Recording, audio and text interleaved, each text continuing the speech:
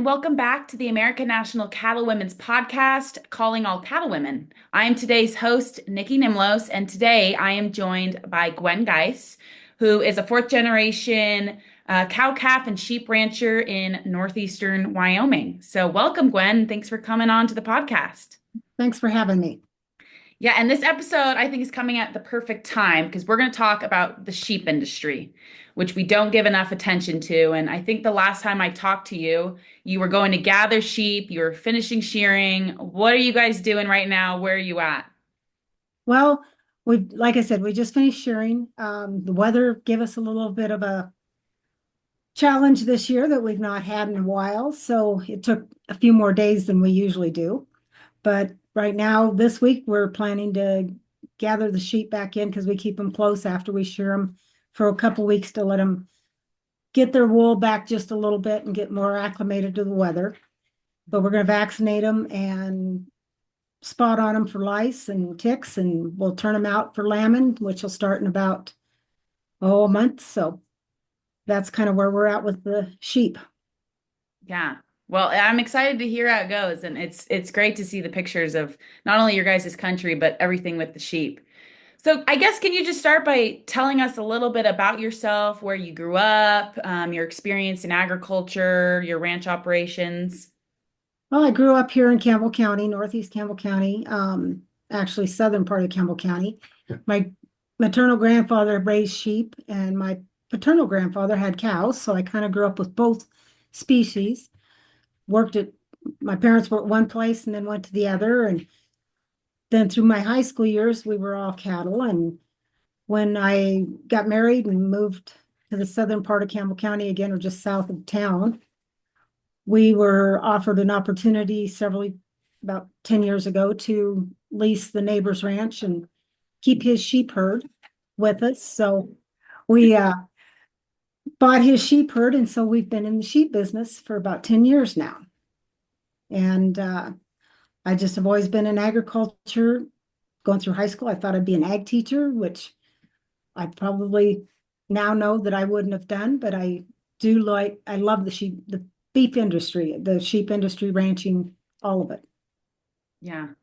Well, it's you are so involved, and for example, some of the few things that Gwen does, she's the chair of the Checkoff Evaluation Committee with Beef Checkoff, president of Wyoming Wool Growers Association, former president of ANCW, and then you're really involved in your state and county cattlewomen groups.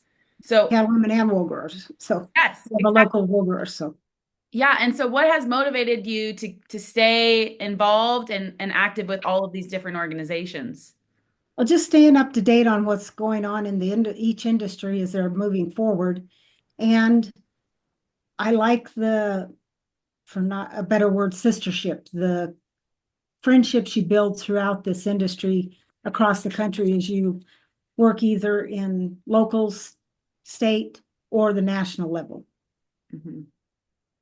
It Yeah, gives you about wide variety of friends and um, just the being able to know that there's somebody else out there you can ask a question to. yeah, definitely. These organizations are great, not only to just talk about what's going on in different areas, but the challenges that people are dealing with on their operation. And I think more people in the industry should get involved in these organizations so that they can hear from, their neighbors or from people on the other side of the country if you're involved at the national level. True. And there's so many even of my neighbors that aren't involved in even the state level or the national level for that matter. And they don't really see how it affects them, but it does. And you can keep more up to date on what's going on. And I know there's other groups out there that if they everybody's got their own story to tell, and if it fits to work with a different organization, great, but be involved with an organization. Yeah. Well, let's talk a little bit about the sheep industry, which is what the message and the topic of today's episode is all about. So, from your experience, what are the major differences between raising sheep and cattle? Because I think there's a lot of people, one, who don't know about the sheep industry, but even people who are cattle producers don't know much about the sheep industry. So, what are the major differences between raising them? Well, they eat different. Like our sheep in the wintertime, we don't feed them hay. Our specific herd would. We don't feed them hay every day. They graze. They live on sagebrush. Um, we do corn them for a protein. A lot of people do hay them, but our particular herd we don't, which is different from the cows. We've got the cattle, we have to hay them and give them a different protein. So, and they actually are birthing about the same times. But we do, we get two products from our sheep. We get wool and meat. So it's a dual purpose breed because we run a Targhee breed. And we're very fortunate with that a couple of years ago in the drought, our sheep, we can't buy the genetics. You can't go buy 2,000 head of sheep a lot of time and get the genetics that we've gotten built up from the herd we purchased. Cattle, you can go buy more, larger number of the cows. So drought a couple of years ago, we sold all the cows and kept the sheep. And so do you guys, I mean, when people get into the sheep industry, are they getting into it for wool or for meat or both? And are there certain breeds that are better for meat versus wool? Well, it depends on your operation and what you're wanting. Some people do just strictly for meat, and that tends to be more of a hair breed. We, like I say, have a dual purpose breed, the Targhees, and our wool is very fine and tends to go into clothing. We're very fortunate that we've had a couple, it usually goes to chargeurs back east and for scouring, and we know it's gone into the military uniforms. It's gone into sweaters. The local woolen mill in Buffalo has purchased our wool and turned it into sweaters and scarves and yarn. This year we've got a good opportunity that I think it may go back east and be going into quote coats like the shackets and things like that, outerwear. So, there's always possibilities, and that gives us one form of income from the sheep. And then in the fall, we sell the lambs and they go to feed and then are processed for lamb. Let's just talk about the wool for a second because I don't think people understand enough that wool is a renewable resource. But, the Patagonia jackets that people buy, that's from petroleum-based products, which is a non-renewable resource. So, like, why aren't more people wearing wool jackets? Yeah, wool's one of those things, it's so durable that it lasts forever. Mhm. It cools you in the summertime, it heats you in the wintertime, it repels water, it absorbs odors. So it's such an awesome product, but so many people want something new next year. They want it the new style. Well, wool's not like that. Wool doesn't wear out, so it's there for years and years and years. So I think that's part of it, but they are starting to use a lot of it in socks, Under Armour or under clothing, long johns, those kind of things. Some of the best stuff I've had is Duckworth out of Montana. I really enjoy their soft to touch layers, the base layers for wearing undershirts and stuff. And I love, my whole family got socks this year, wool socks for Christmas. Well, it's just so interesting when we think about all of the conversation around how can we reduce our environmental footprint? How can we be more environmentally friendly? But so little do we hear wool as a part of that conversation. And I think that, gosh, how do we make it more of the conversation of, well, let's get wool into more of our clothing products. Well, it used to be the stigma of the wool. You couldn't if you washed it, you couldn't, you had to hand wash it, you had to lay it out because it would shrink. Well, they've done so much with it now. A lot of it you can wash. Sweaters and stuff, still tend to want to really watch how you handle them. But, read the labels on all your clothing. That's what you do with wool, Mhm. whatever the label's telling you. Mhm. So what's from some of the sheep ranchers I've talked to, they sometimes struggle to sell their wool. And so is it hard to sell wool or what's that process look like? It can be hard to sell wool. We have a couple of local wool buyers here in the state that typically they'll come and come for a little bit of the day while we're sharing and look at our wool staple. And they can judge then from that what they think, who might be buying it. Like I said, we're fortunate. We have never had to keep our wool for very long. We always have a buyer. But some of the coarser wools, they're not buying. It used to go into carpets or coats, and some of that they're not buying. Mhm. So our wool buyer, when we typically we share the sheep, then we load the wool is packed into big square bales that weigh about 400 to 500 pounds. We haul those. We have about 50 of those. We haul them to town to our local warehouse where we store the wool.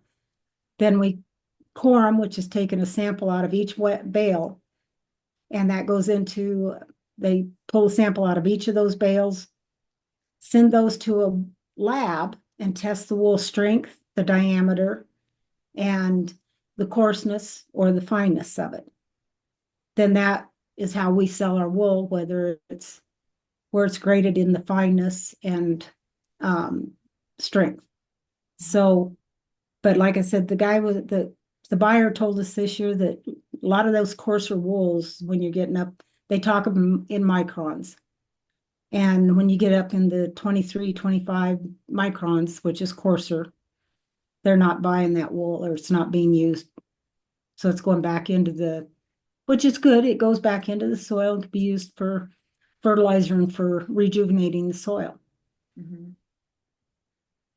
Yeah, so is it hard to get a wool buyer set up for, to sell your wool to? Are they small in numbers or? They're very small in numbers and you've got to reach out to them.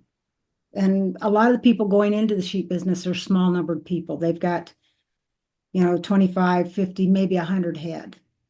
And so finding a place to sell their wool, we have a location here in South Dakota that is called the Center of the Nations, that is a warehouse that you can take your wool to, and they will buy the smaller clips and sell it. But you sell it on what we call a dirty basis, a greasy basis. It's not graded, it's not washed, it's strictly right off the sheep. Okay. Um, and some of the smaller fiber guilds and stuff will buy some of those odd one or two fleeces, maybe five fleeces to spin into wool if they're into that. Mhm. But they've got the washing in it, the carding of it to make wool, or to make a yarn. So it takes a while. Mhm. So Gwen, in your opinion, do you think the wool industry is profitable and will it be profitable moving into the future? It's profitable if it fits into your operation. Okay. If it doesn't fit into your operation, then no. For us, it is a very worthwhile project for us because, like I said, it just diversifies our operation. The sheep will eat different forages than the cows. We run them through pastures at different times because the cows will eat the taller, coarser stuff, and the sheep eat some of the undergrowth. So it works well for us, and as far as I'm concerned, I think we'll always have some sheep. Mhm. And it's a dying industry, but it is growing. Wyoming has a huge history of being a sheep state. And we're the second largest wool producing state in this country, and we're the fourth largest in population for sheep. Wow, I didn't know that about Wyoming. Way to go. Yeah. Wool industry. So, okay. The message here is wool is definitely needed for society. It's a great product and it would make a great gift. So, people Hmm. to go buy wool products as a gift, whether for a birthday or Christmas. What are some of the products that can come from wool? I know obviously clothing and socks, but what are could be great gifts to give to people, things we. Oh, blankets, they have sheep pelts. Um, there's just a wide variety hats, gloves, you name it. There's yarn. One of my goals is to crochet a blanket out of wool that's been turned into yarn from all of our sheep. Wow. So it's taken me a while. It'll take me a while, but Is there a good place to buy wool products? Do most people go sell their wool products at, local craft fairs or farmers markets or where at? some do, but I don't know how much. I tend to buy mine at the local woolen mill in Buffalo or online.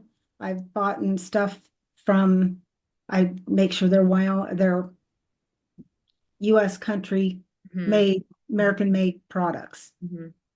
in wool. So, Yeah, with all this tariff stuff going on, there's a ton of wool that comes from what, New Zealand, maybe mhm. Australia. Okay. Yeah. And our biggest challenge in the wool industry is getting it, what we call scoured, is washed and cleaned so it can be made into yarn and fabrics. And we only have one big place in the United States, and that's back east to do that. So all the wool goes there or it goes overseas to be washed. And I did just learn this, that if it does go overseas to be washed, if it's brought back in 6 months, then it doesn't get the tariff. Oh, It's got to come really? back into the United States to be processed after that. Can they turn around that fast, get it done in 6 months and sent back? Some of those places can, yes. Okay. Well, there you go. That's the way to do it right there, and Yeah, hopefully avoid the tariffs with that. yeah. So, Gwen, how do you think that sheep and cattle, you kind of touched on this a little bit. How can they be co-managed? How do you guys use sheep um in your management with cattle? And like, are cattle ranchers missing out by not incorporating sheep into their management, or what are your thoughts? Well, it just depends on their operation if they're missing out or not. For us, it works very well because our sheep are very specific in what they eat. They eat, like I said, the sagebrush, what the cows won't eat. In the wintertime, they live on the sagebrush. In wintertime, if we have snow, we don't have to make sure we've got running water for them because they will eat snow. So it just depends. A lot of people are starting to use the sheep if they've got solar panels. There's quite a push to put sheep under the solar panels because they don't tend to tear up things quite as bad. Mhm. So that's another avenue that some people are starting to use the sheep for. Um, I don't know how much they're being used here in Wyoming yet for that, but I know in California and Colorado, Texas, they're starting to push more. Yeah, and I've seen some of that research of let's make solar panels tall and so we can still graze underneath them. Mhm. So I don't know how many people are doing that, but that's a great innovative way to keep lands multiple use versus just putting in solar panels, wiping out all the habitat. Um, Right, right. But there is other things with that that they have to take into account for if they're going to run sheep, because they still may have to go in and mow under those, or they've got to provide water under it for the sheep, something. So there are a few things, but it is one possibility for the sheep industry to come back and grow snow numbers some more is because people are putting those under the solar panels. mhm. So, what is your advice to young people who might try to get into the sheep industry or those who have been thinking about incorporating sheep alongside their cattle? What's your advice? And also, is there a good place to learn more about sheep and how to manage them? Well, the Wyoming Wool Growers, we've done several projects. We had a lambing school this spring. We have some sales, we have some learning opportunities. ASI, American Sheep Industry, has a convention and they've got several learning opportunities there. But if you're looking at putting sheep into your operation, I would suggest talk to people in your area, somebody that's been in the sheep industry or knows something about it. You know, there's some nuances that you need to look at, and because population, if you're in a populated area and have a small flock, if you have a guard dog with them, is that guard dog cross over the fence to the neighbor sometimes and cause problems, even though that's their duty is to guard their sheep. So if they feel threatened, there's just some things that you need to look at, and best thing would be to talk to people, Mhm. reach out to the university extension people. We have a wonderful staff at UW for our sheep industry. Mhm. Yeah, I mean, I feel like one of the biggest concerns if you're ranching in the West specifically is with predators. And it Yes. would be really hard to have, sheep up in the forest when Colorado, is introducing wolves and, we have issues with grizzlies. And so I don't know if you've had to deal much with that in northeastern Wyoming, but have you talked to other people that have had to deal with predators and sheep? Yes, and our predators are different. We deal with the coyotes, Mhm. and believe it or not, the eagles and uh, ravens are part of our predator problem. So each area has their own predators depending on where they're at. And there's people on the other side of the state that have guard dogs. They have herders that live with their sheep year round when they're in the mountains, um, helping to guard against those predators. So there's a lot of different nuances to it. Mhm. And do you think, sheep are more susceptible to predation than cattle? In this area, yes, I think so, because they're a smaller animal Mhm. and sheep just sometimes lay down and die. And they will tend to bunch up so that if something is attacking them in a group, they can kill more people, more sheep at a time. Mhm. So, Yeah. Well, I mean, I think about that a lot, poor sheep. And I've talked to people in Wyoming who've had to deal with, running their sheep in the mountains, like the bighorns, dealing with grizzlies, and it is tough. And it almost seems like more labor involved than, if you had cows up in the mountain. I don't know if I'm wrong with that, but no, okay. my son's actually got rid of his sheep herd because of that, the predators, and it just wasn't working for him. So he's turning more to cows. Yeah. Well, and I mean, maybe I don't know if that's part of the reason that, I sheep industry is declining. I mean, is it true that we have less sheep every year? Oh, Is yeah. yeah. Yeah. And a lot of it is getting meat into the market. You go to the grocery store and you've only got a 18-inch section of the meat plant shelves that has got lamb in it, and it's all typically Australian meat. Mm-hmm. You know, we need to get more of our local meat into, or our US meat into that, widen that section of the meat counter out, because you look at the pork and chicken and the beef, they've got a lot more variety.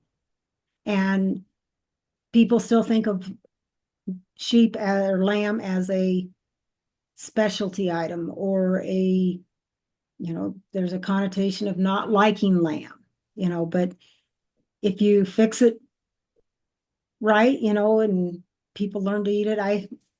I was so happy. I had hockey boys. We built at Hockey Boys in the winter time, and my hockey boys this year just loved the lamb. They'd go steal it out of my freezer and fix it. So these are 18-year-old boys, so it was good. Yeah, that's good to hear. What is the best way to prepare lamb? Like how can the average family who's just buying ground beef, how can they incorporate more lamb into their diet? You know, we like legs of lamb. We like chops, ribs. So, and it just takes a little bit of a different way of cooking, but not lots. Just find some recipes. There's lots of recipes for lamb, and try them. You want to make sure you're getting a lamb product. So, Hmm. Okay, so we need to buy more wool products. We need to buy more lamb from American raised producers versus yes. from Australia or New Zealand. And you kind of touched on this a little bit earlier, but how important is the sheep industry to Wyoming, but also to America and our country? I think it's really important. Like I say, we're decreasing numbers, but I think that we need the diversity of the meat. Mhm. We There is a lot of cultures out there that still eat lamb, and so we need to keep producing that. And we've our American society as a whole is pulled away from lamb, but we need to get it back out on their plates. So I think we need to keep lamb coming and wool coming, because wool is a versatile, dual purpose clothing product. I mean, it's lasts forever. Yeah.